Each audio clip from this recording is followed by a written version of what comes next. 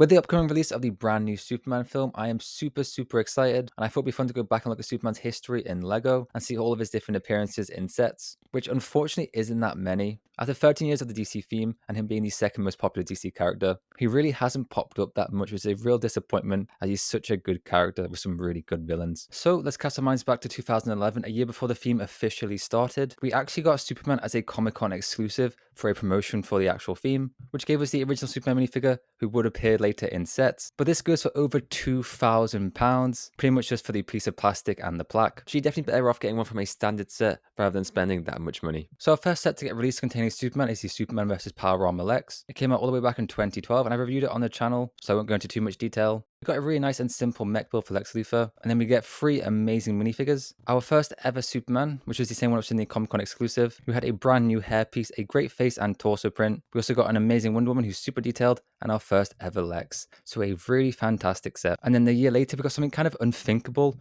We actually got pretty much a whole wave dedicated to Superman, which I'm sure a lot of you probably can't even believe. Now, this was based on Man of Steel, and I can't believe it's been over 12 years since the DCU started. I remember how excited I was for this film, and now I'm just as excited about the new DCU one. So we got 3 sets of Man of Steel, the smallest being the Superman Metropolis Showdown. A really simple build, but we do get an amazing Superman, the Man of Steel suit. It has really great torso and leg printing, and we also get General Zod. So a really nice cheap set to get 2 of the main characters. And then we have the Black Zero Escape, probably my least favorite from the wave. The builds are a little bit boring and generic, but once again, we do get an amazing Superman. We got our first ever Lois Lane. Now, we've actually never gotten a comic book Lois Lane, which is a real shame, but hopefully one day. And then we also do get another General Zod. But this time he has amazing Kryptonian armor, which are really cool pieces. And the biggest set of the wave was the Battle of Smallville. We get a pretty cool Kryptonian ship design, and then a military vehicle. Then we get 5 great minifigures. We get the same Superman and Zod in his amazing armor. And then for the first time, we got Feora, who was a surprisingly great character. She was really badass, and she had a unique armor piece. And then we got Colonel Hardy, as well as Tor Ann, who actually has Lex Luthor's face. So a really solid wave, and it was nice to get one dedicated to Superman. And one last interesting thing from 2013 was actually the Comic-Con exclusive Superman, who was in the black suit. One of my most wanted Superman variations, just like Spider-Man. Now, this actually isn't the Solar suit. It's based on the Man of Steel scene, but it still looks incredible. Unfortunately, it's worth like $5,000. So hopefully one day we get the Solar suit in an actual set. But considering we don't get Superman sets, it's very unlikely. And then the next set of sets came out in 2015, which is my personal favorite DC wave, as we got tons of members of the Justice League. So many amazing new characters, heroes and villains, and some great builds. For Superman, we got the Brainiac attack, which was a really fantastic small set. The Brainiac ship looks great, and we get 4 amazing minifigures. We get a great Superman, our first Supergirl who's super detailed, Martian Manhunter the GOAT, as well as an amazing Brainiac, all of which have the same design from LEGO Batman 3. Then finally, for that wave, we have one of my favorite DC sets of all time. We have the Darkseid Invasion. We get an amazing Javelin build, which is the only time getting it in LEGO form. And then once again, some more great minifigures. We get Superman, our first ever Green Arrow and Cyborg, as well as Hawkman. And both Cyborg and Hawkman had new helmet molds. Then we got one of my favorite big figures of all time, Darkseid, who's exclusive to this set and looks incredible. So 2 amazing sets, really great builds, and even better minifigures. And also that year we got a really cool Comic-Con exclusive, which was Action Comics #1, which recreates the first ever Superman comic. Really simple, but a really cool set. And then moving on to 2006, we had the release of Batman vs. Superman Dawn of Justice, an incredibly divisive film, which personally I'm not a big fan of, but I thought the sets were pretty good. The smallest set of the wave was the Clash of the Heroes, which gives us a really great Bat Signal build, which is packed full of different kryptonite and turrets. Then we get 2 amazing minifigures. We get an updated version of Henry Cavill's Superman, and I love the torso print. Then we get an amazing armored Batman, and just a really cool small set with some great figs. Then we got a Batmobile set, which doesn't actually include Superman, but we do get 2 Lex Luthor henchmen, which is pretty cool, and the Batmobile is a great build. Then finally, we have one of the most dramatic names of all time. We have Heroes of Justice Sky High Battle. This gives us a very simple Lex Luthor copter build, as well as an amazing Batwing build. I love the design of Batfleck's vehicles. They all look really good, and the Batwing here looks great. Then we get 5 minifigures, a pretty bad Lex Luthor, a decent Lois Lane. Then all 3 of the Trinity look amazing. We once again get Cavill Superman, but this time with dual molded boots, which elevates the figure so much. Then we get an absolutely amazing Wonder Woman, one of the best DC figures of all time. She's incredibly detailed and even has arm printing.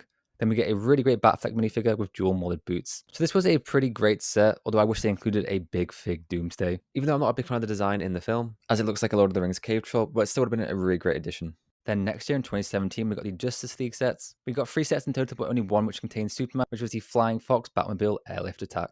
And I actually really like it. It's not the best set, but there's just something about it. So the Flying Fox is a ridiculous Batman build. There's this massive like airlift helicarrier thing, which can actually contain the Batmobile, which is another really cool design. Then we get a bunch of amazing minifigures. We get a really great Cyborg with a new arm mold, tactical Batman and the same Wonder Woman who looks great, some really amazing parademons. Unfortunately, Superman is the same as in Batman vs Superman, but he doesn't have the dual mortal legs. And we also got a really nice brick built Steppenwolf. So a pretty decent set with some good minifigures. And we did also get a Mighty Micro set. We got Superman versus Bizarro, which is the only way to get a Bizarro who's not a Comic Con exclusive and worth like £2,000. So nothing too special, but it's pretty cute. And then next up in 2018, we got the last ever Justice League sets. We got an amazing Superman and Krypto team up, and I think with the release of the new movie, this set is going to be super valuable, especially the Krypto. So it's another smaller, great set. We get a really cool bike for Lobo, Lobo himself, who's an amazing minifigure, a pretty decent Superman, who unfortunately has lost the curl piece, and then we get a really great Krypto, and I love the Superman crest on his collar. And we also got my favorite Lex Luthor mech set, which is just called Lex Luthor Mech Takedown. We get an updated and bigger version of Lex's mech, and I love the Kryptonite axe, as well as the Kryptonite Gatling gun at the top. It's a really fun design. So for minifigures, of course, we get Lex Luthor, and we also get Cheetah, an amazing Wonder Woman, Firestorm, and then Batman as well. Now, unfortunately though, I'm really weird. We don't actually get Superman in this set, but the set does, however, connect to the Krypto set, as you can put Superman in the cage and then have Lex Luthor kidnap him. And then also that year in 2018, we did get a Superman set and a Lego Batman movie set, which was the Justice League Anniversary Party, which takes place in the Fortress of Solitude. So we get a DJ booth with a Justice League banner. Very simple and decent build, but the minifigures in this set are so good. We get Superman, who has a brand new face print, which I love. And the comic accurate Green Arrow is one of my favorite DC minifigures. Super detailed and I love the design. And we also get our first and only Hawk Girl, who's another fantastic fig.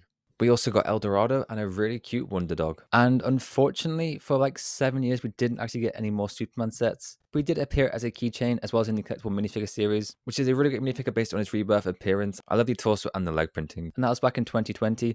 And then for 5 years, we didn't see Superman at all until the recently released Superman mech versus Lex Luthor. And it's crazy how long it's been since we got a Superman set. So this is a decent set. It's your standard superhero mech with some really great minifigures. Although once again, Superman has lost his curl and no leg printing or dual molded boots. But still great to get him again after all these years. However, the Lex in this set is absolutely fantastic. He has an amazing torso and leg print, and I love the shoulder pads. And that is pretty much it for all the LEGO Superman sets. Throughout the years, we did get a few other items like a 4+ set, some keychains, a LEGO Dimensions pack, and some other random miscellaneous stuff. And hopefully with the release of the movie, he becomes more and more popular, and we get more and more sets. I'd love to get some new comic book sets, as well as some based on the upcoming movies. Maybe we'll get one for Supergirl. And that is it for Superman's history in LEGO. We got some really great sets involving him, although not a lot, because there's so many amazing sets and villains we could get. I would absolutely love a Daily Planet in the style of the Daily Bugle. That'd be one of my dream DC sets. Let me know, everybody, your favorite Superman sets, as well as which sets would you love to see in the future. As always, I hope you enjoyed the video. Please remember to leave a like, comment, and subscribe. I'll catch you all next time. Bye-bye.